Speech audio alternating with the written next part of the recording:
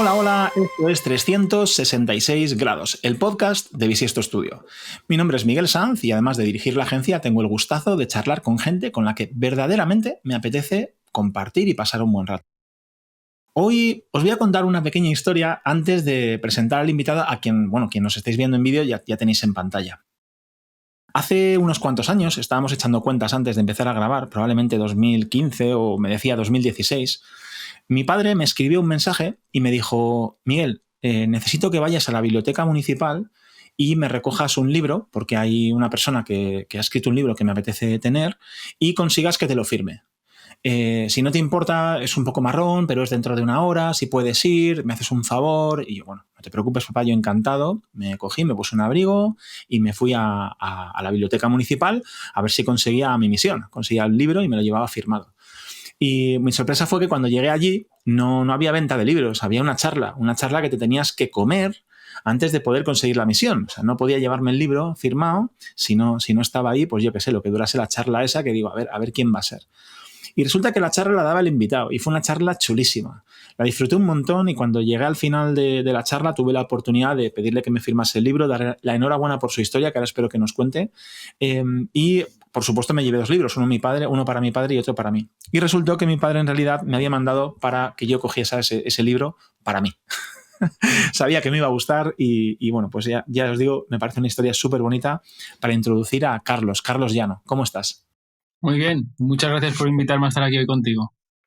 Nada, joder, yo súper encantado y ya te digo, tenía muchísimas ganas de tenerte por aquí y ha sido como una espera larga porque nos ha costado cuadrar agendas, especialmente para mí esta es una época de mucho trabajo y, joder, cuando ya se iban acercando los días iba pensando, ya llega el día de Carlos. Así que vamos a intentar que nos cuentes un poco porque, tío, sabes que siempre que voy a hacer una entrevista como esta, pues me meto en LinkedIn y aunque a ti pues ya te tenía un poco fichado, tengo tu libro, te he leído, te he escuchado, tío, me voy a meter a ver a qué se dedica, qué está haciendo, por si algo ha cambiado. Y yo creo que es imposible que lo pueda contar yo. Yo creo que ni siquiera puedo contar a qué te dedicas porque no sé si tu trabajo es exactamente a lo que te dedicas. Así que quizás lo mejor, Carlos, es que nos cuentes tu historia. ¿Te animas? Bueno, aquello de a qué me dedico me resulta un poco difícil, ¿no? Porque si decimos profesionalmente, trabajo en un banco, eso no cabe duda. Pero si una vez leí una entrevista que decía que somos lo que hacemos con nuestro tiempo libre. Así que si es así, desde luego no tengo nada que ver con el banco. Y diría que soy un viajero. Lo que más me gusta es viajar, ¿no? A partir de ahí, de esos viajes y de todas esas aventuras que he tenido, que me han llevado a diferentes partes del mundo, pues han ido surgiendo oportunidades, actividades nuevas, etcétera, etcétera. Pero si tuviese que decir algo, diría que soy un viajero. Mola mucho y yo creo que te representa ahí. ¿Y ese viajero que eres hoy ha sido siempre así? Digamos, cómo empieza todo? ¿Por qué te conoce la gente? ¿Por qué para mí es tan interesante tenerte aquí en el podcast? ¿Qué te lleva a escribir un libro? Cuéntame un poco los pasitos que has ido dando, de dónde viene todo y por qué podrías definirte como viajero. Bueno, diría que me puedo definir como viajero porque sin duda es lo que más me gusta y si hiciéramos así un poco una media, creo que viajo más que la media, ¿no? Porque la verdad es que siempre que tengo un día libre o la mínima oportunidad de Seguro. la mochila, la furgo o lo que sea, viajo y en realidad cualquier lugar me gusta, ¿no? De hecho, el otro día estaba con unos amigos ahí en Asturias, que acabo de estar en Picos de Europa con 2 amigos, y también estábamos hablando de las carreras y demás, y yo les decía, no, si a mí lo que me gusta es viajar, a mí lo que me gusta es estar hoy aquí, el próximo día irme a Marruecos. O sea, por eso me considero viajero, ¿no? En cuanto al libro, cómo surgió, pues pura casualidad. De hecho, yo no me lo creo que yo haya escrito un libro o cómo surgió la oportunidad. Y fue porque un amigo mío que trabajaba en una consultora de recursos humanos hicieron un concurso literario. Y a ese concurso literario invitaron a Roger Domingo, el director de Planeta, y cuando terminó le dijo a mi amigo, oye, yo tengo un amigo que acaba de estar corriendo en el Gobi, que ha hecho no sé qué, ha hecho no sé cuánto, tal. Y llegó Roger Domingo, le debió llamar la atención y le dijo, oye, pues si quieres un día quedamos para comer y lo vemos. Y entonces imagínate cuando a mí me llama mi colega por teléfono y me dice, oye, ya no, tío, que el próximo día vamos a quedar con Roger Domingo, el de Planeta, que quiere que escribas un libro. ¿Cómo? que yo voy a escribir un libro, ¿qué dices, tío? Estás loco. Pero fue así un poco, tío. Yo fui a comer allí con él, le conté un poco mis aventurillas por el mundo y como si fuera de película me sacó una servilleta, me dijo, si me escribes de esto, te lo publico. Cierto es que luego no escribí nada de eso, tiré la servilleta y pensé que si iba a tener que escribir un libro, iba a escribir lo que yo quisiera, ¿no? Y en un principio yo no me sentía capaz, la verdad. Pedí ayuda a blogueros, a gente que tenía más experiencia escribiendo y al final, cuando ellos me daban lo que escribían, yo pensaba, a mí esto no me acaba de representar, ¿no? Entonces pasó un año y cuando estaba corriendo en Madagascar, precisamente un día dije, o sea, tengo un contrato firmado con Planeta, tengo la oportunidad de escribir un libro y que me lo publique Planeta y no lo he aprovechado, o sea, esto se acabó, lo voy a escribir yo. Y desde ese día decidí que todos los días tenía que avanzar en el libro, ¿sabes? Aunque fueran 10 minutos, media hora, todos los días tenía que avanzar. Y eso fue septiembre, que allí en el propio Madagascar, ya cuando estaba viajando por ahí cada día, conseguía escribir un poquito.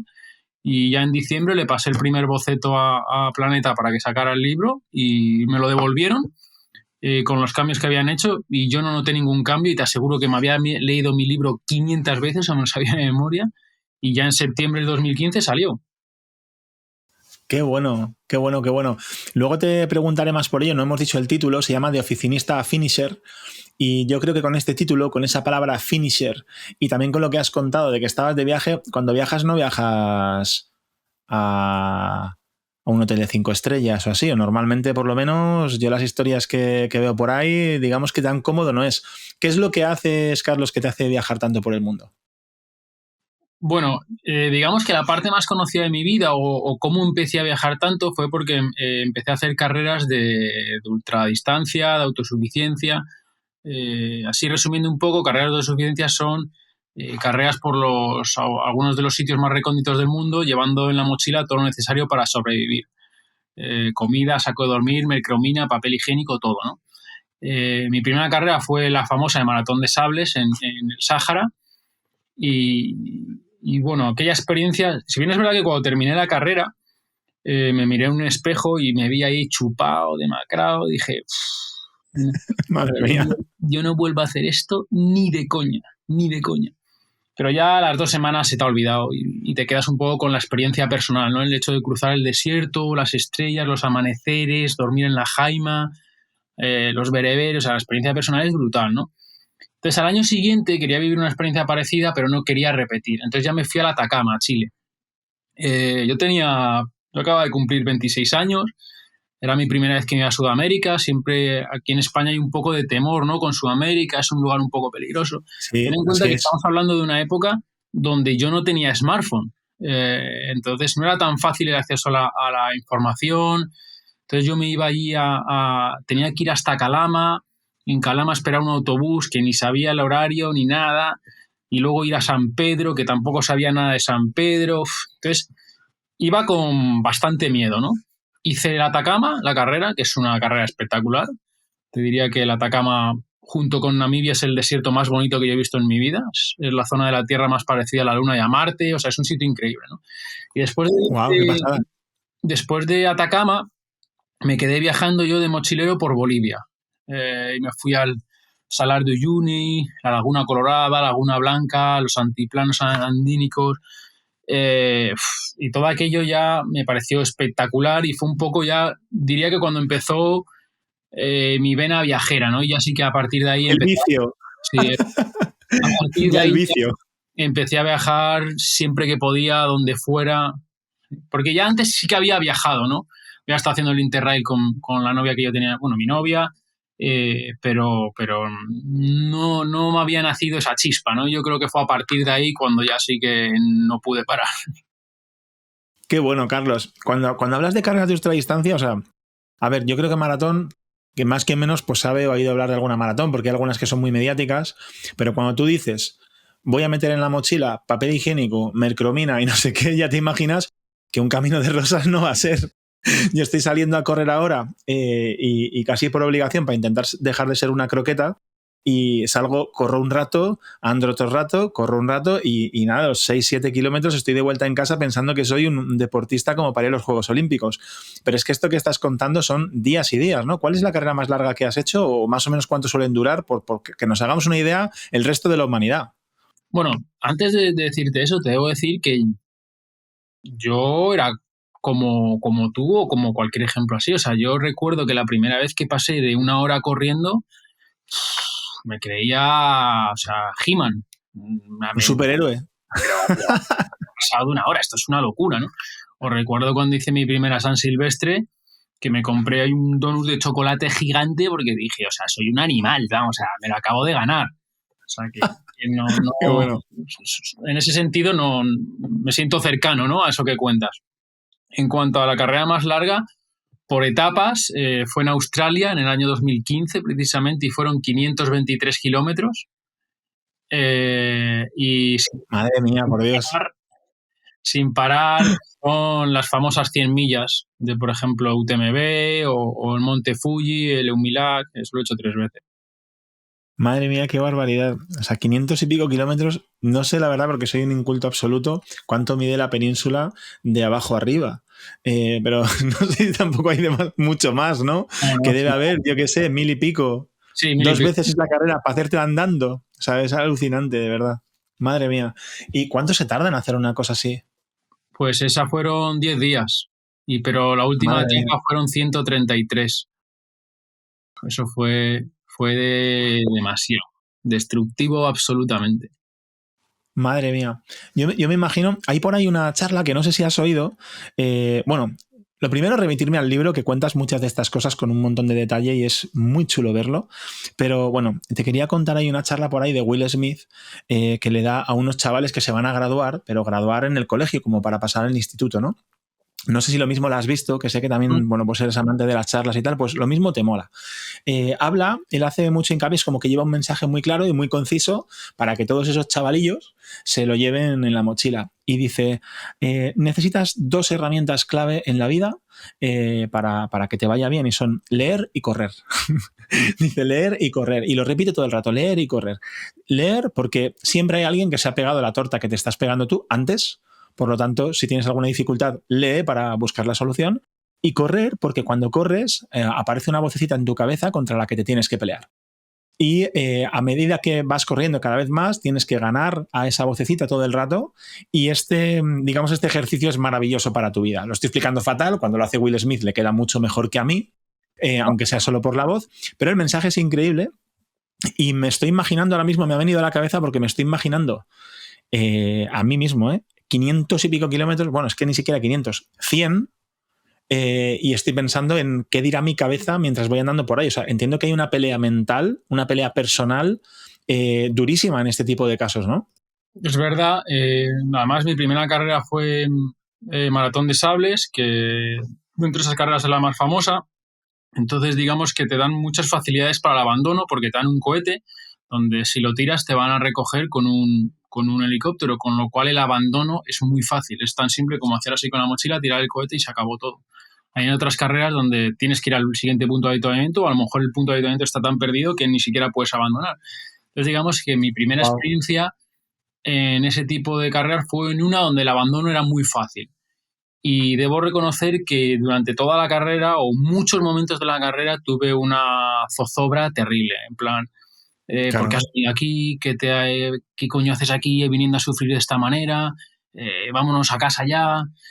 O sea, siempre fue una continua lucha contra mí mismo, pero igual que reconozco esa lucha, siempre hubo algo que me hacía negarme a tirar la toalla, ¿no? No, venga, puedes, venga, va. Vamos a por el siguiente avituallamiento. O sea, siempre hubo algo que me hizo negarme a tirar la toalla y al final conseguí terminar. Ahora debo decir que emocionalmente todos esos pensamientos negativos y demás soy capaz de llevarlos mejor, gestionarlos mejor, quizá porque por la experiencia me he enfrentado a ello muchas veces, entonces sé que soy capaz de hacerlo. También sé que voy a tener malos momentos, pero también sé que no son eternos, que van a pasar. No me tengo por qué apegar a ellos porque van a pasar. Entonces, si bien es verdad que sigo teniéndolos y sigo teniendo estas dificultades de vez en cuando, ahora los tengo menos veces y soy capaz de gestionarlo mejor. Recuerdo ahora, por ejemplo, en el monte Fuji, eso fue en el año 2019, o sea, llevaba bastantes años corriendo. Fue una carrera donde desde el minuto 1 que salí estaba lloviendo, o sea, me pasé todo el día lloviendo. Aparte del, hombre, es incómodo estar lloviendo, frío, Total. has pasado 2000 y pico, el viento, y de luego además está el barro, que el barro es terrible porque dificulta muchísimo subir, bajar. Entonces Pesan los pies, supongo, una barbaridad, ¿no? es incómodo, es muy incómodo. Entonces fue una carrera donde siempre estuve incómodo, desde el minuto 1. Entonces me quería ir. Llegaba al avituallamiento y decía, me voy. Pero cuando llegaba al avituallamiento decía, si en realidad no me pasa nada. Simplemente estoy incómodo. Bueno, venga, vamos al siguiente avituallamiento. Pero durante el camino iba volviendo a decir, me voy. Ya en el siguiente me voy, esto no lo aguanto más, esto es un coñazo, voy súper lento, estoy muerto de frío. Pero al siguiente avituallamiento igual. Y decía, es que no me pasa nada. Y seguía. Bueno, hubo un avituallamiento donde tenía tanto frío que me pegó una estufa y se me quemó el frontal, me caí y se me rajó todo el cortavientos, de hecho lo tuve que tirar. O sea, siempre me fueron pasando cosas, pero siempre me iba diciendo, bueno, si no me pasa nada, venga, vamos a por el otro. Y así llegué hasta el kilómetro 127, que creo que fue, que ya vino un temporal de nieve y abandonaron la carrera, pero estoy seguro que esa carrera lo hubiese acabado porque iba a salir en ese avituallamiento y eran 14 kilómetros, con lo cual iba a llegar ya al 140 y pico y ya solo me quedaban 20, o sea que iba a acabar seguro. Pero me Qué acuerdo que fuerte. me dijo un japonés, tengo una mala noticia, han cancelado la carrera. Digo, ¿cómo? ¿Que la han cancelado? Me dice, sí, ¿estás triste? Y le dije, para nada, me acabas de dar la mejor noticia. Me gusta la idea de estar entre pensando, puedo hacerlo, pero me voy a casa con mi estufita tranquilamente que no pasa nada. Ya cancelado, me voy contento, no pasa nada. Madre mía. Oye, ¿sabes cuántas carreras de este tipo has hecho? Así como dato así un poco tonto que tampoco va a ningún lado, pero rollo, yo creo que esas cosas se cuentan de una en una, o ya has hecho tantas que ni te acuerdas. Bueno, de autosuficiencia, que son de estas de los desiertos Eso de es. Atacama, o esos, he hecho 17. Joder, 17 es que normalmente, o sea, hay veces que la gente lo tomamos como un día tengo que hacer una maratón, como quien dice, tengo que escribir un libro o plantar un árbol, 17. Y No, además las tuyas son varias maratones juntas, ¿eh? Es una barbaridad. lo digo con toda la Es humildad una del mundo, barbaridad. pero es una barbaridad. Porque muchas veces que, por ejemplo, me acuerdo cuando corrí en el Cañón del Colorado, que eso fue en el año 2019, yo a esa altura llevaba 12 y me acuerdo que mucha gente, quizá porque yo era el único español o de los pocos que hablaba español, eran casi todos americanos, mucha gente me venía a hablar y demás, siempre me decían, ¿cuántas llevas? No sé qué. Y yo decía, no, esta es mi 12. Y todo el mundo, ¡12! ¡Tú estás loco! Yo llevo 2, yo llevo 3, yo llevo una. O sea que Pero ¿qué te pasa en la cabeza, no? sí. Y ahora fíjate, ahora voy por 17 y tengo ganas de seguir haciendo. O sea que sí, es una Joder. realidad. Qué bueno, que nunca paré. Me ha venido a la cabeza también otra cosa cuando contabas antes eso de que es una continua lucha. Me ha venido a la cabeza un libro y es que, tío, soy malísimo para los títulos. Uno de estos emprendedores estadounidenses que son unos cracks que escribe un libro de esos que son de autoayuda pero que se disfrazan de ayuda empresarial, que me los fumo como si fuera eso rosquillas porque, no sé, tengo ese problema mental. Y hablaba de, o sea, contabas, es una continua lucha pero acababa siguiendo. O sea, al final lo has contado un poco, veía que no me pasaba nada y seguía hacia adelante. Yo estoy intentando conectar esto con lo que es el emprendimiento, con mi propio emprendimiento y el de otra gente, ¿no? A veces tengo la sensación de que, y lo ponía en este libro, eres emprendedor cuando te preguntan por qué lo haces y no sabes por qué. pero lo haces, tienes como una especie de necesidad. Dices, si lo planteo a lo mejor racionalmente, pues no estoy seguro, pero acabas siguiendo, ¿no? Y sacas la fuerza donde no está. No es exacto lo que has contado, pero es algo parecido. O sea, tú que además también has emprendido, ¿le encuentras conexión o me estoy flipando yo demasiado, Carlos? Bueno, sí que le encuentro conexión, pero se me viene más a la cabeza una cosa que creo que se llama aceptar, y es aceptar las dificultades, las frustraciones y demás. que yo creo que he aprendido bastante con este tipo de carreras porque vives con ellas continuamente prácticamente o con la incomodidad. Y hay muchas veces que o bien dejamos de hacer algo o bien nos paraliza el hecho ese de estar incómodos, de la frustración, de la dificultad. Y al final sí que es verdad que aprendes a aceptarla y a continuar con ella, o a pesar de ella, ¿no? Porque no siempre puedes regatearla, digamos. Y creo que sí, que esto es válido para las carreras, para el emprendimiento o para la vida en general, porque nos va a dejar la novia, nos van a echar del trabajo, familiares que queremos se van a ir antes de lo que pensamos. O sea que al final la frustración, la tristeza, los malos momentos es algo continuo en nuestra vida. Joder, me parece clave lo que cuentas, continuo y pasajero a la vez, ¿no? O sea, entra y igual que vienen las cosas, a veces se van. Entiendo que también vas aprendiendo a ponerle contexto. Es decir, me explico, yo que no sufro tanto como tú porque no me he metido a ese tipo de entornos y contextos, tío, espero que los problemas se pasen antes. Tú te metes en ellos, decides estar en ellos, te mantienes en ellos hasta que pasan 500 y no sé cuántos kilómetros, no sé cuántos días, que si cortavientos, que si pies en el barro, y me consta que hay anécdotas mucho más dolorosas, ¿no? en el proceso de carreras y demás. Entiendo que esto te ayuda justamente a lo que dices, ¿no? A cuando te viene una situación horrenda que no quieres vivir, que no tal, dices, bueno, pues digamos que es más fácil resignarte, ¿no? Más fácil pasar por ello o... Bueno, ¿cómo lo ves? Lo de la palabra justo resignarte, no me acabo de sentir muy identificado. ¿No te porque, gusta? ¿verdad? ¿Vale? Porque resignación tiene como una connotación de derrota, ¿no? Mientras que yo creo que se ajusta más a aceptar, ¿no? Porque eso, las dificultades y los malos momentos creo que es, como decía antes, algo habitual en la vida. Entonces, tratar de evitarlos no nos va a llevar a nada porque van a venir. Entonces, aceptarlos con buena actitud, con serenidad, creo que te da capacidad para saber afrontarlos y para poder salir a flote, ¿no?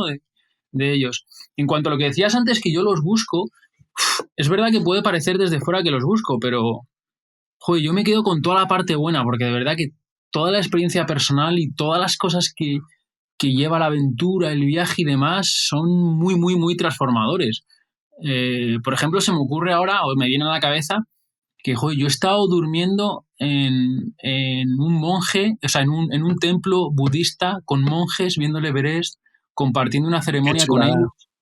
Claro, eso es una experiencia espectacular, espectacular, que creo que vale la pena haber subido hasta esa montaña, además llovía, hacía viento, hacía frío, por haber vivido esa experiencia con ellos, porque humanamente es muy transformadora poder compartir con ellos un momento así. No me cabe duda, la verdad. O me acuerdo en Camboya también, como iba por el medio de la selva, y varias familias, que yo creo que fue en el país donde más veces me pasó, varias familias me invitaban a pasar con ellos, me senté con ellos allí en la terraza, compartí arroz, ellos no sabían, yo no sé nada de camboyano, yo no sabía nada de español o de inglés, yo la única manera que se me ocurría era darles gracias poniendo la mano en el corazón, gracias, gracias. O sea, es una experiencia personal de verdad brutal, súper humana, súper generosa, que de otra manera se me hace difícil vivir. Quizá que eso es lo que más me gusta, ¿no? Todas las experiencias personales que todos estos viajes me han permitido vivir, sin duda. Qué bueno, Carlos. Y no, vamos, la verdad es que vamos, estoy segurísimo de lo que dices. Solo de imaginármelo, es que no me puedo ni imaginar ese impacto personal que dices. Para la gente que no nos atrevemos a hacer estas cosas o que nunca nos lo hemos propuesto, ¿qué crees que estas experiencias, o mejor dicho, de todas las cosas raras que has debido vivir, vamos a tirarlo más por ahí, ¿hay alguna experiencia especialmente sorprendente que ninguna de las personas que te escuchamos se nos ocurra que has podido vivir, justamente por estar en este contexto de carrera en lugares inhóspitos o extraños? Bueno, se me vienen, no sé si son las que más, pero se me ocurren o se me vienen a la cabeza dos bastante curiosas, ¿no? Venga, pasa por ello. En el año 2015 precisamente decidí irme a una isla desierta yo solo, así que en Indonesia, así que hice Madrid-Yakarta, Yakarta-Gorondolo, allí me esperaba un pescador, me llevó a una isla, me dejó un móvil y me dijo, bueno, chaval, te dejo aquí, dentro de una semana vengo a recogerte. Y le dije, espérate, enséñame a pescar, que si no me voy a morir. Me enseñó a pescar y se fue. Y estuve yo allí una semana solo en la isla. Pero bueno, luego dices que no te enfrentas, que no te metes en los problemas. Yo de verdad que sé que te llevas recompensas, pero vas directo a los problemas y lo sabes, eso no se puede negar. Ahí desde ese punto, yo pensaba, tío, que al tercer o cuarto día iba a llamar al pescador y le iba a decir, oye, venme a recoger porque me estoy muriendo del aburrimiento, ¿no? Pero no pasó, macho, porque la vida se convirtió en como muy lenta. Entonces yo vivía con el sol, yo a las 3 o 4 de la mañana me despertaba, ahí la marea estaba muy alta y no podía pescar, con lo cual me iba a una zona de la isla, veía el amanecer, volvía y hasta que cogía el bote me iba a la zona del mar.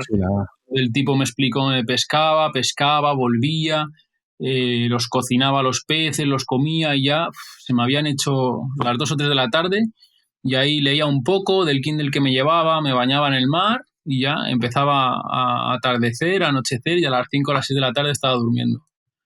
Y no. Qué pasada. O sea, me imagino que ahí tenías como mínimo electricidad, ¿no? Para el Kindle, pues para, no sé. No tenía nada. Me llevé un cargador solar para el Kindle y para el móvil para escuchar música. A mí que me gusta mucho escuchar música. ¿Y alguna casa, me imagino, por lo menos? ¿O porque me he quedado loco? En la isla habían levantado como una cabañita, pero vamos, era una cabañita donde cabía yo tumbado y mi mochila, o sea, no tenía nada. ¡Ostras! O sea, un refugio más que una cabaña. Sí, era un refugio así de madera. Lo brutal es que estaba en la orilla de la isla y estaba como con 4 patas, ¿no? Estaba un poquito elevada. Entonces, el océano Índico es el océano del mundo que más sube y baja la marea, lo puede hacer kilómetros, es una cosa increíble. Entonces, recuerdo una mañana que me levanté y cuando iba a salir de la cabañita, la marea había subido tanto que la cabañita estaba en medio del mar. Entonces, ¡ostras! Claro, yo me senté ahí en la puerta con los pies colgando y estaba sentado en una cabañita en medio del océano en ese momento. O sea, fue brutal. Brutal. ¡Qué guapo! Sí, sí, qué chulo. Pues bueno, como primera anécdota sorprendente, me parece que da la talla, ¿eh? Pero has dicho 2. No sé con qué me vas a salir ahora, porque esto me parece muy chulo ya. La otra fue que en el año... ¿Cuándo fue? 2016 me fui a los campos de refugiados de Lesbos y me estuve allí repartiendo comida en 2 campos de refugiados. Recuerdo Moria, donde era una antigua cárcel. Creo que, ya no me acuerdo de los números exactos, pero creo que era un sitio con capacidad para 2.000 personas y había más de 5.000 personas de todas las partes del mundo, de todas las regiones. Sí, era un sitio muy, muy difícil donde la tensión se mascaba nada más entrar. Yo recuerdo que ahí hasta me hacían así porque a uno le daba un croissant de chocolate y al otro no. Perdóname, Carlos, por si acaso para quien en vez de vernos nos está escuchando, Carlos ha hecho el gesto de pasarse el dedo por el cuello como si le amenazan de muerte, ¿no? Joder, qué duro. Madre mía, a mí me da miedo salir de mi casa. Bueno, alucino algo así, ¿eh? Dicho esto, nunca me sentí con miedo de que me fuera a pasar eso, pero era un poco para describir la tensión que se podía vivir ahí, ¿no? Era un sitio muy difícil, muy difícil, muy difícil. De hecho, ahí había muchas luchas entre iraníes y pakistaníes, entre no sé qué y no sé cuánto. Una de las veces que fui me dijeron que hacía 3 o 4 días había habido una pelea entre una nacionalidad y otra y habían matado a uno aplastándole la cabeza con piedras. Era un sitio muy difícil, muy difícil. Madre mía. Oye, ¿cómo antes de preguntarte, como has comentado, bueno, joder, ir allí a repartir comida y demás, me abre un poco la puerta a comentar alguna iniciativa que tienes solidaria muy chula, pero, tío, aparte de ayudarte a enfrentar la adversidad, aprender a aceptar las cosas, llevarte vivencias irrepetibles, tío, esto tiene que darte no sé cómo explicarlo bien, como un contexto que otros no tenemos, ¿no? O sea, lo más duro que he vivido, pues que en la infancia o en momentos, pues tienes una casa de pueblo, que a lo mejor no llega el agua siempre, o que está fría, o que en vez de baño pues hay un agujero en el suelo porque es una casa antigua. O sea, esto es lo máximo que la gente en general que vivimos aquí, incluso en situaciones raras, pues vivimos, ¿no? Con la suerte que nos ha tocado, el privilegio que tenemos de vivir donde vivimos y cómo vivimos. Pero ese contexto, o sea, ¿cómo te ha marcado esto? Porque tiene que ser muy chocante. Tú tienes un trabajo en el banco que además es un buen trabajo y estás, entiendo, con gente pues que vive bien también, con traje y corbata incluso muchas veces, ¿no? Hostia, o sea, es como del 0 al 100 o del blanco al negro. ¿Qué papel ha jugado eso en tu vida, tío? Porque tiene que ser entre duro a veces, enriquecedor otras, hay que gestionarlo. Para mí la experiencia más transformadora que he tenido en mi vida fue mi primera vez en África. Si quieres luego hablamos sobre ella. Yo fui a Kongoussy, que es a 120 kilómetros al norte de Ouagadougou, la capital del tercer país más pobre del mundo. Allí no había cubiertos, la gente dormía en el suelo. Yo allí nunca he visto una cama, nunca he visto a gente comiendo de otra forma que no sea con las manos. No he visto ningún botón que le des y salga la luz, no he visto ninguna ruedita que la gires y salga agua. Para mí aquello, como te digo, fue la experiencia más transformadora de mi vida. Y con respecto aquí a lo que dices con el trabajo, no te falta razón. De hecho, diría que todo el mundo piensa en el trabajo que soy el tipo más raro de todo el banco. No me extraña, por otro lado, con tanto contraste, ¿no? Claro. Claro.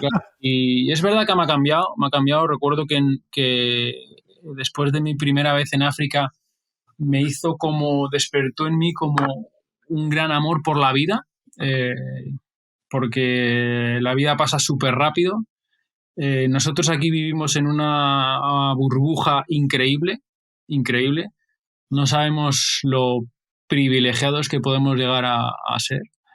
Porque a día de hoy o en este mismo instante aunque suene un poco un poco manido, pero es que a día de hoy, ahora mismo hay niños, millones de niños, o sea, no uno o dos, que se están muriendo de hambre. Entonces, yo eso lo he visto muy cerca y muchas veces y trato de tenerlo, y creo que lo tengo bastante presente en mi día a día, porque yo a veces no, yo no puedo hacer nada para cambiar eso o poco, pero sí al menos creo que tengo la responsabilidad de vivir una vida buena, ¿no?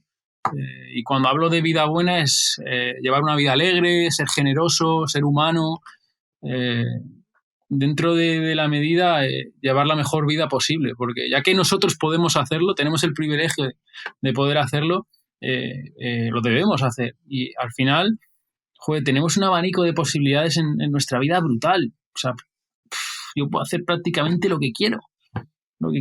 Entonces, creo que no es momento de apegarnos a la queja y sí aprovechar esta oportunidad tan buena que nos ha dado la vida.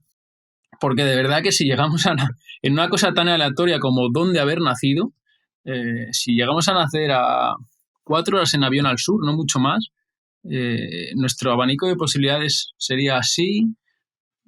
Tendríamos una vida muchísimo peor, con muchísimas dificultades. Entonces, ya que hemos tenido la suerte de estar aquí, por lo menos aprovechemos. Honrémoslo, ¿no? Claro. Honremos eso, ¿no? Honremos, me parece un mensaje potente que yo mismo me tengo que aplicar también, ¿no? Que es verdad que a veces somos hijos de nuestro contexto, ¿no? Qué fácil es acostumbrarnos, como tú decías, a la queja también, a todo. Me parece un mensaje muy, muy importante. Muy, muy importante. Muchas gracias, Carlos, la verdad. Tío, pues no sé si profundizamos sobre ese primer viaje, aunque ya me has contado un poco los aprendizajes y el punto, porque sí que sé que tienes una iniciativa que creo que era Childhood Smile, ¿puede ser? Sí. Lo tengo por apuntar. Sí. Childhood Smile, que es una ONG que has fundado tú. No sé si surge de este primer viaje y qué hacéis, por si me quieres contar un poquillo de dónde surge, qué es lo que hacéis allí y demás. Sí, te cuento. Surge en ese primer viaje que te decía, a Kongoussy, que pues yo, digamos que mi primera vez en África la conocí de una manera muy profunda, ¿no? Porque yo llegué allí a Kongoussy y vi a todo el mundo durmiendo en el suelo, estuve con aquellos niños, conocí sus historias, fui al colegio con ellos, comí con las manos con ellos, dormí en el suelo con ellos y de verdad que pienso que es prácticamente imposible que aquello no te cambie para siempre. Entonces aquí volví y decidí crear mi propia ONG para ayudar a esos niños, para seguir ayudándoles. Al principio yo la ayuda que les prestaba era así de chiquitita, sin embargo pensé que aquella no era razón suficiente para no hacerlo, porque al final muchas veces pensamos que muchas veces pensamos que hacemos poco y acabamos por no hacer nada, ¿no? Entonces yo pensé que no era razón suficiente para no hacerlo, lo hice y bueno, pues ahora ya estaba allí en Congoshi más de 12, 13 veces. Soy capaz de pagarle el cole a más de 200 niños con mucho. ¡Qué barbaridad, niños. Carlos! Enhorabuena. Muchos de esos niños les he visto crecer, encima ahora llega la tecnología allí, con lo cual hablo bastante frecuentemente con ellos por WhatsApp. Sé sus miedos, sus alegrías, la chica que le gusta, el chico que le gusta, por qué está triste, cuando Carlos? Cuando se pone mala la mamá, o sea, no con todos desgraciadamente, pero sí con los que tengo contacto más diario. Me han invitado a bodas allí en Burkina Faso. O sea que... Qué pasada, de verdad. Ahora tienes la habitación un poquito oscura, pero en el fondo, cuando nos hemos conectado, he visto que tenías un montón de fotografías de fondo. ¿Son de gente de allí? ¿Son pues amigos de allí o gente que conoces de allí? ¿O? Sí, bueno, hay fotos de varios países, pero sí, aquella es de Yermín, la que está al lado también es de Yermín, la que está aquí abajo es de Martín, que es una señora. Esa es una historia bonita. Es la abuela de Buba. Es la historia de Buba. Como anécdota, esa foto, justo esa además, ha sido elegida por Casa África como imagen de la mujer africana en el día 8 de marzo. ¡Qué bonito! Este año en España. Y ahora el otro día justo me escribieron de que ahora iban a hacer como una recopilación de fotos para despedir el año y demás. Y en esa recopilación de fotos va a volver a estar ella. Y en cuanto a la historia bonita es la de Buba, que la cuento en el libro y la he contado muchas veces, pero bueno, creo que es muy bonita. Buba era el niño más vulnerable o de los más vulnerables de nuestro proyecto porque heredó el VIH de su mamá. Entonces perdió la vista de un ojo, una enfermedad oportunista le hizo perder la vista de un ojo. Y Buba vivía con su abuela y con su abuelo porque su mamá se había muerto de SIDA y su papá la había repudiado y se había ido a trabajar a Costa de Marfil. Bueno, Buba, los antirretrovirales, que es el medicamento del SIDA, te lo tienes que tomar, para que haga efecto tienes que ser como muy estricto, en plan que si te toca cada 12 horas, a las 6 y a las 6, te lo tienes que tomar a las 6 y a las 6, porque si te tomas a las 6 y cuarto parece que pierde mucho efecto, ¿no? Entonces, claro, digamos, el entorno de Buba no era el mejor, ¿no? Vivía con sus abuelos, él era un adolescente de 16 años, había perdido la vista de un ojo, entonces siempre el pobre andaba como muy inmunodeprimido, ¿no? Era como un niño así como muy callado, muy venido a menos, muy pequeñito y de hecho, para que te hagas una idea, todo el mundo allí se mueve en bicicleta, sobre todo los chicos o los adolescentes, y él no se había atrevido a montar en bici, le daba miedo. Y en una de las fiestas que hicimos allí para los niños, que les dábamos una bolsa que tiene caramelos, un bolígrafo, un jabón, bailamos allí, comemos pescado, estamos allí toda la mañana y luego ya por la tarde se van, ¿no? Entonces nada, terminó la fiesta y Buba se iba a su casa y entonces luego al rato nosotros pasamos por allá y nos encontramos a Buba llorando y le dijimos, oye Buba, ¿qué te pasa? Y le dijo, no, me han robado la bolsa de caramelos. Y, bueno, no te preocupes, nosotros esta vez conseguimos una. Y de repente vimos que llevaba la Fanta de naranja, la botella la llevaba a la mitad. Seguramente aquella era la única Fanta de naranja que se fuera a tomar en todo el año. Y le dijimos, oye, Buba, ¿no te has tomado la Fanta? ¿Por qué? ¿No te gusta? Dice, no, me encanta. Y decimos, ¿y por qué no te la has tomado? Y dice, no, se la lleva a mi abuelo para que la pruebe. Bueno, te revienta por dentro. Madre mía. Aquello, imagínate cómo nos dejó. No, es que Carlos, solamente con lo que has dicho, les dábamos una bolsa me lo he apuntado para que no se me olvide, caramelos, un bolígrafo y un jabón. Es que te imaginas un cumpleaños de los de ahora a reventar de postres, dulces, bizcochos, la gente dando de palos a una cosa de la que salen caramelos como si fuera eso un surtidor, y alucinas, ¿no? O sea, para los niños en una fiesta, un bolígrafo y jabón. Es que es alucinante. Madre mía. Aquí en el primer mundo creo que nos hemos pasado y allí los pobres no han llegado. Creo que el humano todavía no ha sido capaz Claro. de encontrar el término medio. El equilibrio, Sí. totalmente. Joder, ¿y cómo actuáis en ese momento con el de cuando os dice lo de que la Fanta es para el abuelo? Pues imagínate, nos rompió. Me acuerdo que 2 voluntarios se pusieron a llorar. Es que aquello nos dejó. Más es que se me ha puesto uno de la garganta a mí, que no estoy ahí. O sea que. Sí, sí. Madre mía, Carlos, qué pasada. Y bueno, él es solo uno de esos niños con los que trabajáis. ¿Qué es lo que has dicho que ayudáis a la escolarización? O sea, ¿cómo, Sí. yo, claro, desde fuera no veo que es una ONG, sé que es una organización de gente que trata de ayudar pues a su manera, como cree que es lo más adecuado, entiendo, pero ¿qué es lo que hacéis que hay que tener en cuenta para montar una ONG? Como desde que surge la idea, ¿qué pasos tienes que dar Bueno, y qué hacéis actualmente? te cuento un poco. Digamos que les ayudamos en 4 aspectos, ¿no? Así de una manera un poco simplificada, que es ¿Vale? el cole, la universidad, la formación profesional, lo que surja, ¿vale? Porque tenemos. Educación en general. Sí, tenemos niñas estudiando costura, otras confitería, enfermería, o sea, lo que quieran, ¿no? La escolarización, luego está también la medicación de los que tienen SIDA, de otras enfermedades oportunistas, revisiones médicas, etcétera, etcétera.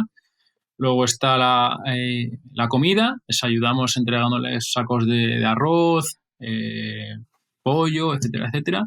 Y luego está la ayuda psicosocial, porque evidentemente su vida es muy, muy, muy difícil y en muchas ocasiones necesitan un apoyo para poder gestionar todo eso.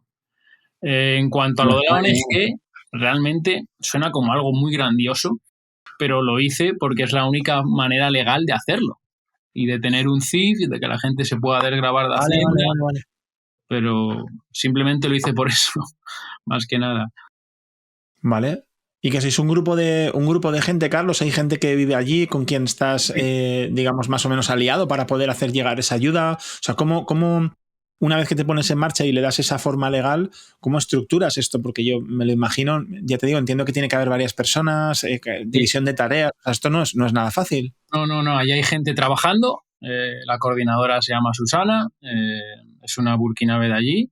Ella tiene su propio equipo, son todos locales. Y aquí todo el proyecto se gestiona con la Fundación Tienda Asilo de San Pedro, que es una fundación de Cartagena. Y digamos que dentro del proyecto hay bastantes patitas financiadoras y mi ONG es una de ellas. Es más o menos el Entendido. 30%, 20%, depende del año y demás. Luego hay otras patitas financiadoras, no solo mi ONG y la Fundación Tienda Asilo de San Pedro, también nos ha ayudado Caritas Qué bueno. Barcelona, Cristianos para el Sahel, muchas parroquias, muchos donantes individuales. Qué bueno, Carlos. Joder, la verdad que me parece impresionante. Primer viaje, choque cultural, emocional, aprendizaje y mensaje recibido, vuelves con otro contexto y en vez de simplemente llevártelo puesto, pues empiezas a dar pasitos.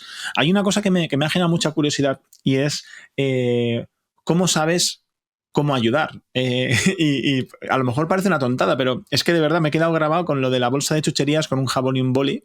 De verdad que si yo a lo mejor me pongo a pensar qué les voy a entregar a esos críos en una fiesta, seguro que la cago y le doy cosas que a lo mejor no les hacen tanta falta y meto solo chucherías o 30 bolis.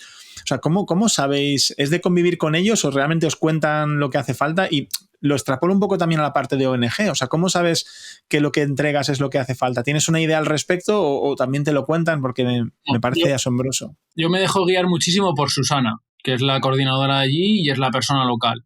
De hecho, creo que es un gran error llegar allí y tratar de imponer mis ideas Claro, claro, claro. europeas o occidentales, o cuando yo no estoy ni en ese contexto, ni lo conozco con detalle, ni nada.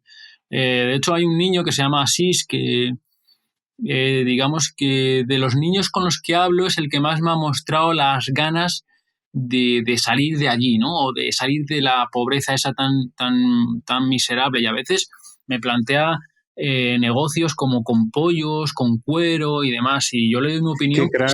Claro, siempre le digo, Asís, ten en cuenta que para mí, yo te doy mi opinión, pero mi contexto es muy diferente al tuyo. Me es difícil darte una opinión razonada. Es que Dentro no me de lo eso, puedo ni imaginar. Madre claro, mía, tienes toda la razón. claro, Claro. dentro de eso yo confío en ti, te apoyo en todo lo que pueda, en todo lo que quieras, pero a mí una opinión dártela me resulta muy complicada. Entonces, siempre me dejo guiar por Susana, siempre. Joder, macho, es que incluso para eso yo estoy pensando en mí mismo, porque es que es inevitable, y pienso en la suerte también que tengo, pues a la hora de emprender sin tener ni idea, sin que tampoco mi familia sea emprendedora, a la cantidad de gente increíble a la que tengo a tiro solo en un tweet, en un LinkedIn, en una llamada, que justo como está pidiéndote, creo que has dicho así, a ti, pues me puede mentorizar, ayudar o simplemente responder dudas. Pero es que tú, que a lo mejor te conviertes en su referente, como tú dices, estás tan alejado, dices, a ver cómo te voy a dar yo consejos sobre cómo comerciar con cuero y con pollos. Claro, mi Es que contexto flipas es la muy diferente. diferencia, claro. Claro, es diferente, es imposible que yo le pueda ayudar, es imposible. Parece alucinante. Tío, todo el rato me apetece profundizar más y más en cada una de las cosas que cuentas porque de verdad, que lo he comentado antes y la gente que nos escucha ya lo sabe porque lo digo a menudo y la gente que me conoce más. Soy un tío muy miedica. Entonces a mí estas cosas me parecen especialmente inspiradoras, ¿no? Porque veo a alguien que hace las cosas de una manera diferente a la mía, que se enfrenta a esos miedos, que abre barreras y bueno, pues ya te digo, para mí es explosionador internamente. Pero tengo algunas otras cosas que me apetece tocar y es que, si lo tengo bien anotado, eres organizador del TED, de las charlas TEDx de Torrelodones, Sí. aquí en Bueno, Madrid. ahora Esto te cuento, de hace bastante tiempo. ahora te cuento un poco esas charlas, pero yo debo decir que Dale. yo no creo que seas miedica. Dentro de eso, creo que en serio, creo que dentro las personas nos manejamos en diferentes contextos mejor que en otros, ¿no? Entonces es verdad que yo puedo dar la imagen de ser valiente y sí, a lo mejor viajando, a lo mejor con las carreras, etcétera, sí reconozco cierta valentía en mí. Pero hay en otros contextos de la vida donde puedo ser el tío más miedica del mundo. Eh, Entiendo. claro, o sea, por ejemplo, quizás yo recuerdo cuando iba a la universidad que le pagué 10 euros a un tipo para que expusiera un trabajo por mí, porque yo estaba cagado de miedo y no me atrevía a salir a la pizarra. Y ahora das conferencias, mamón. Hay que ver, ¿eh? Ese es un miedo que he sabido un poco regatearlo, ¿no? Pero joder, en el 2019 estudié un máster y cada vez que tenía que salir a la pizarra, Te no sabes, volvía el fantasma ahí. sufría una cosa de locos, ¿no? Y de ese contexto a otros muchos donde puedo ser el tío más miedica del mundo, ¿no? Entonces creo que cada persona tenemos unas habilidades, unos contextos donde nos sabemos manejar o no, ¿no? Por eso creo que, desde Me luego, gusta mucho. a lo mejor eres un miedica en algunos contextos, pero en otros eres tan valiente como puedo serlo yo o cualquier otro. En cuanto Totalmente, Carlos. Sí. Permíteme, perdona, que profundice un poco por aquí porque es un tema que me gusta mucho y sobre el que al que le doy muchas vueltas, ¿no? Tienes toda la razón. De hecho, cuanto más miedo tienes, más valiente eres cuando haces las cosas. Si eres una persona que tiene miedo, o sea, el tipo que hace las cosas teniendo miedo es más valiente que el que no se le pasa por la cabeza que eso podría encarnar algún peligro, que eso podría ser incluso alguien inconsciente, ¿no? Esto seguro que lo has oído alguna vez. Por si acaso, a mí me sirve, por ejemplo, reconocer ese miedo para colocarlo en su lugar.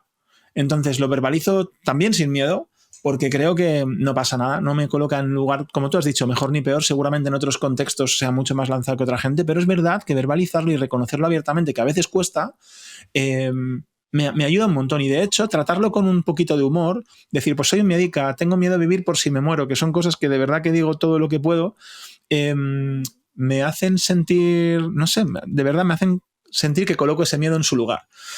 Entonces, bueno, te lo cuento porque estoy tan de acuerdo contigo que quería darte ese contexto, ¿no? Creo que tener miedo está de puta madre, creo que nos viene bien, y lo único es cómo lo gestionas, y para eso tienes que reconocerlo, y además que no nos dé tampoco cosilla comentarlo con los demás cuando algo te da miedo, porque todos tenemos miedo de cosas, además cada uno de cosas más locas, y tu miedo te parece como hasta estigmatizante. Es que tengo miedo a la oscuridad. Y dices, bueno, pues a mí me da miedo salir, a mí me da miedo, y todos tenemos alguno. O sea, no hay nadie que haya nacido sin tara. A lo mejor la tara es nacer sin miedos.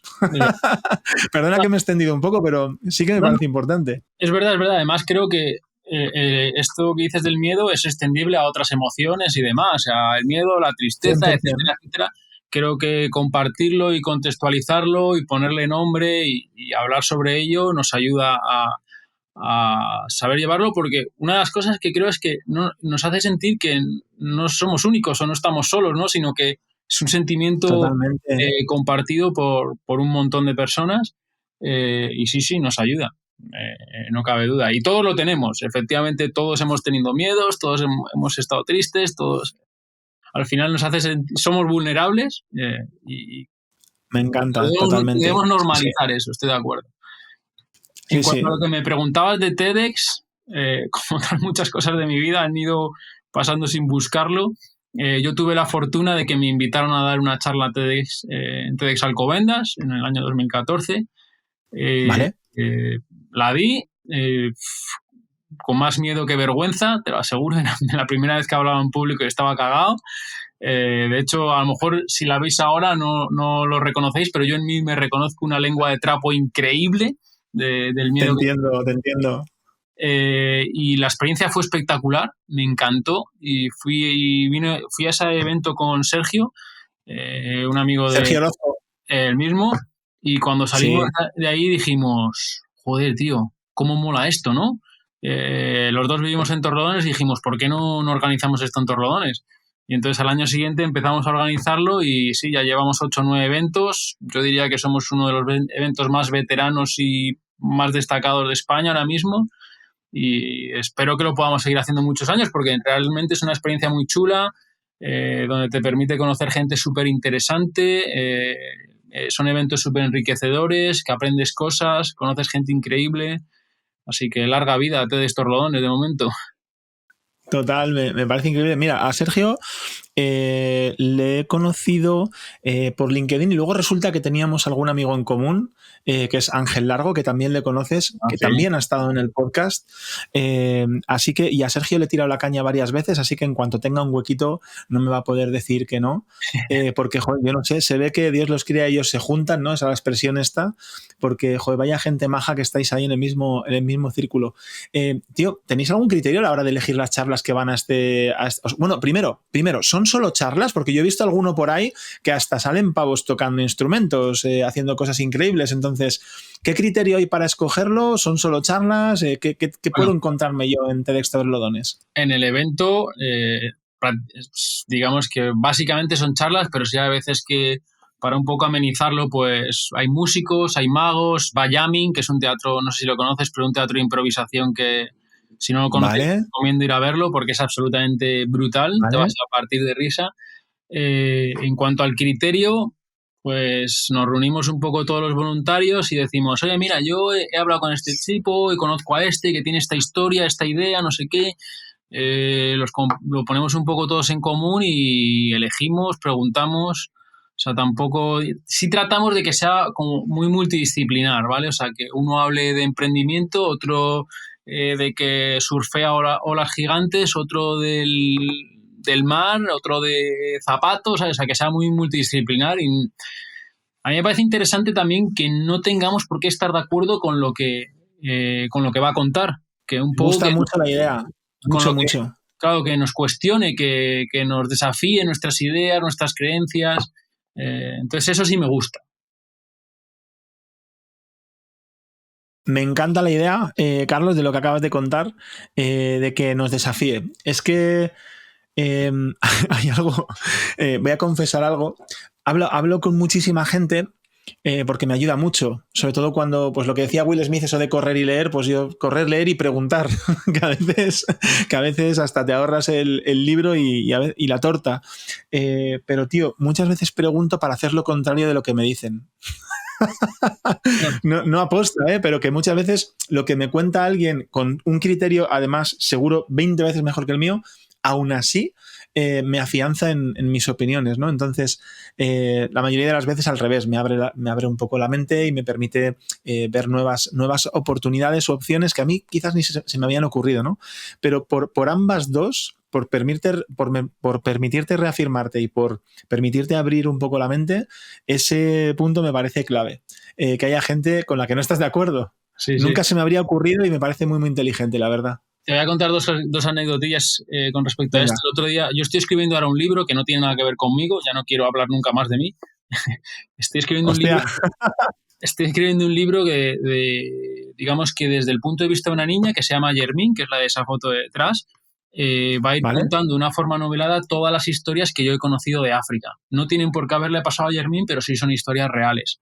¿Vale? Desde danzas mágicas, historias que yo he conocido como la de Buba, etcétera, etcétera, ¿no? Y el otro día Qué chulo, Carlos.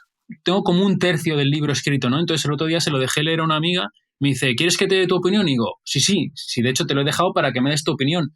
Esto no significa que vaya a hacer caso a lo que me digas, pero sí quiero que me la digas, por supuesto. Y luego también Exacto. me he dado cuenta bueno, me he dado cuenta, no, en Twitter y en algunas redes sociales sigo a gente que soy consciente de que no me gusta o no estoy de acuerdo con lo que me dice, pero es que precisamente por eso le sigo, ¿no? Para que me haga cuestionarme un poco Esto, mis creencias. esto lo he oído antes y de verdad que son de esas cosas que no pienso a veces y cuando de verdad lo cuentas y digo, joder, ¿qué razón tienes? Carlos, yo no sé si te has dado cuenta, pero llevamos 55 minutos charlando. Se ha pasado casi una hora desde que hemos empezado a hablar. A mí se me ha pasado como un disparo.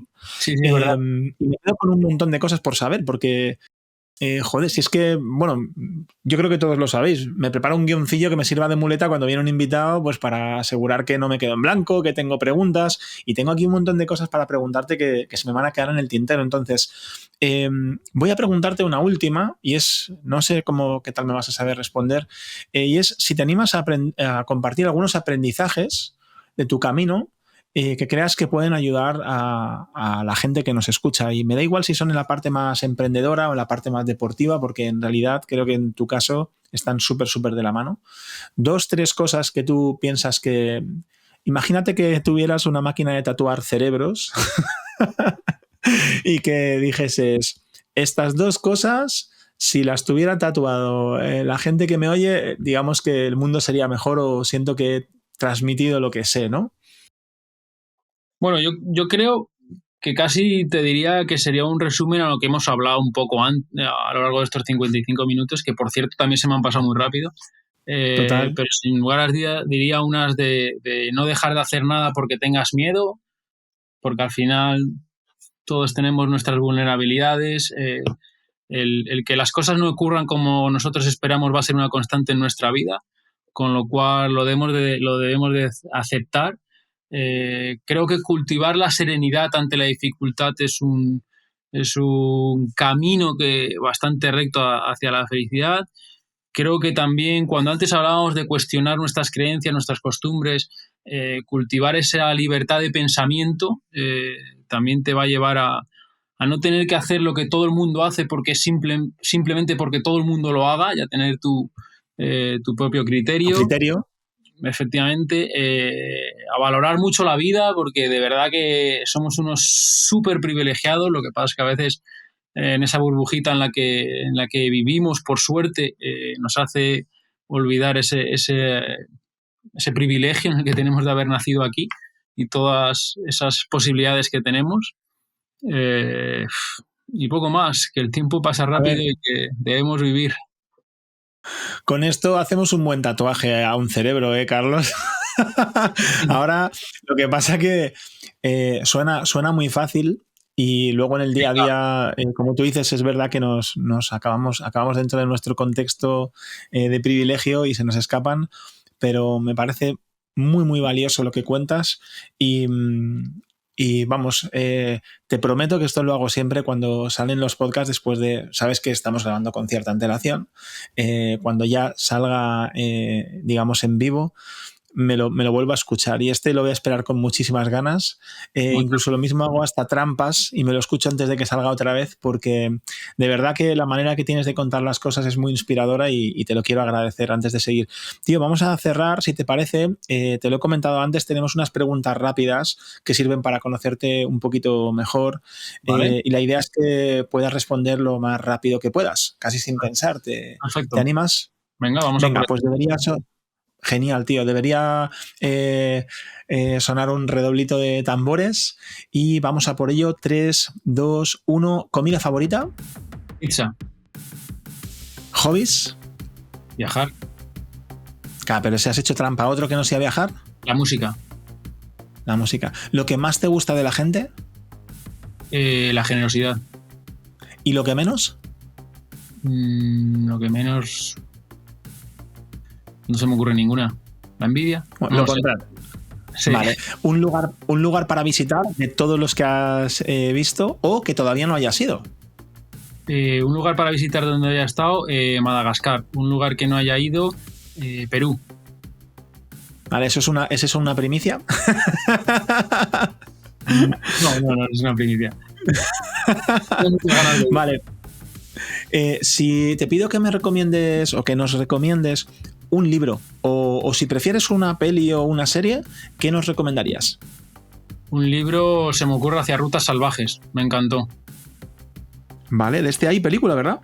Hay película, pero el libro es 1000 veces mejor. Claro, me imagino que... Sí, bueno, me sonaba a mí de haberlo visto. Vale, y por último, y esta no sé ni cómo formularla, me pasa algunas veces con gente interesante que venís, y es, si no fueras XX, ¿qué harías, no? Entonces, si no fueras, ¿qué te digo? Si no trabajas en un banco, pero eso contigo no computa, porque ya estás haciendo de todo trabajando en un banco también, entonces...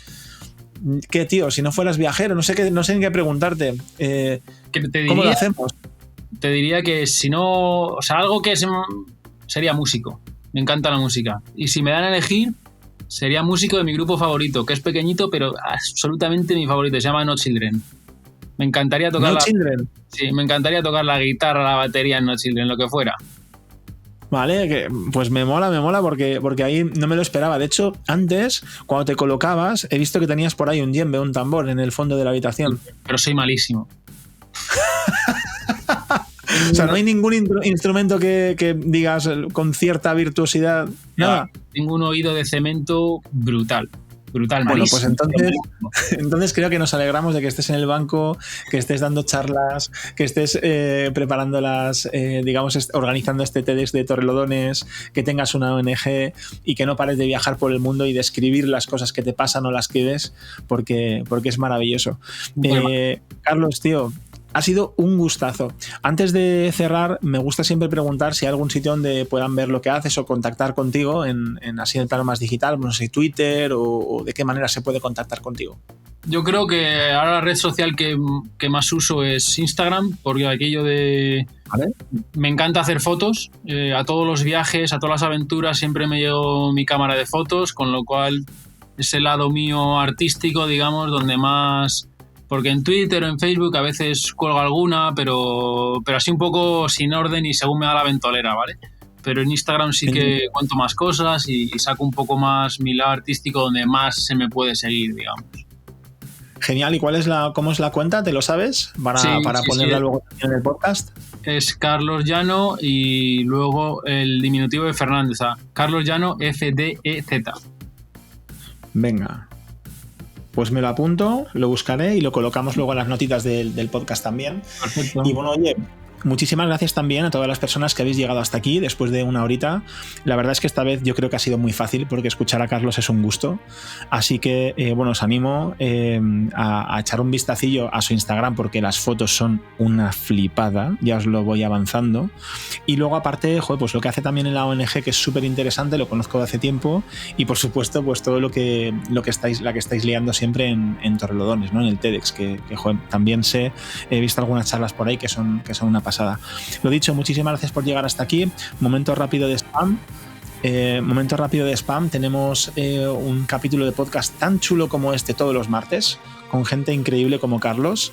Yo aprendo un huevo, no sé vosotras y vosotros cómo hacéis, pero para mí esto es un lujo increíble de mi trabajo. También los miércoles, 1 de cada 2 miércoles, mandamos Recursia, nuestra newsletter de recursos para gente que trabaja en entorno digital, donde tenéis no solamente un montón de recursos chulos, sino también una manera de escribirlos peculiar. Ya lo veréis si entráis por ahí en recursia.substack.com. Y no me queda mucho más que decir, que me despido hasta la siguiente, que nos veamos prontito, y Carlos, que sigas haciendo cosas de verdad tan increíbles y que me las cuentes pronto, porque estoy alucinando. Muchísimas gracias. Muchas gracias. Un abrazo fuerte. Chao, chao. Chao.